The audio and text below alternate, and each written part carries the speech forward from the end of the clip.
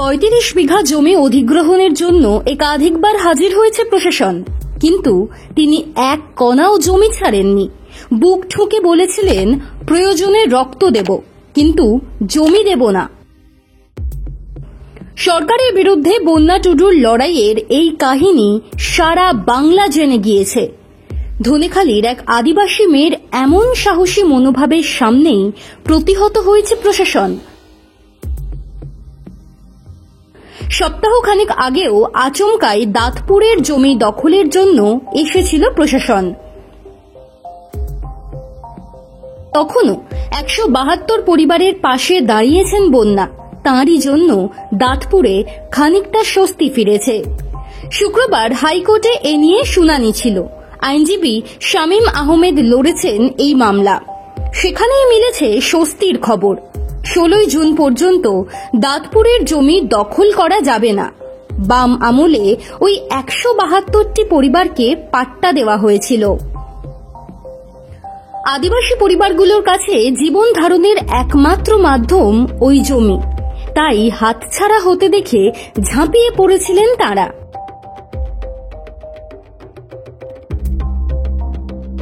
কিন্তু এই রায় আপাতত তাঁদের কিছুটা স্বস্তি এনে দিল।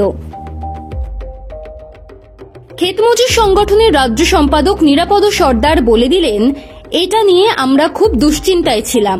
১৭২টি পরিবারের রুটি রোজগারের প্রশ্ন যেখানে, সেখানে সরকার জমি কেড়ে নিলে প্রতিরোধ গড়ে তুলতেই হতো।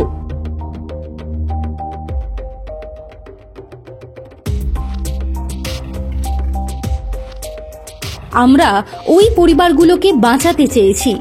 সেই লড়াই কিছুটা সফল হওয়ার মুখে। বলতে পারেন বন্যার কাজে লাগলো। ১৬ জুন পর্যন্ত জমি অধিগ্রহণ ঠেকিয়ে দেওয়াকে বামেদের ক্ষেতমজুর সংগঠন জয় হিসেবেই দেখছে।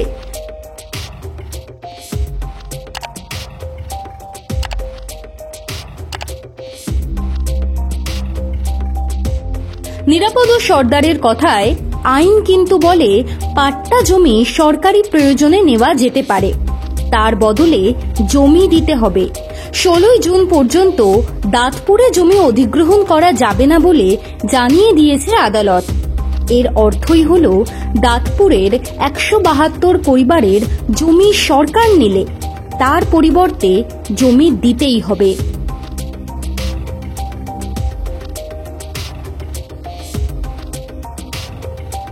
বন্যা টুডুর লড়াই কিন্তু বাঁচিয়ে দিল ৩৫ বিঘা জমিকে ঘিরে বেঁচে থাকা ১৭২টি আদিবাসী পরিবারকে।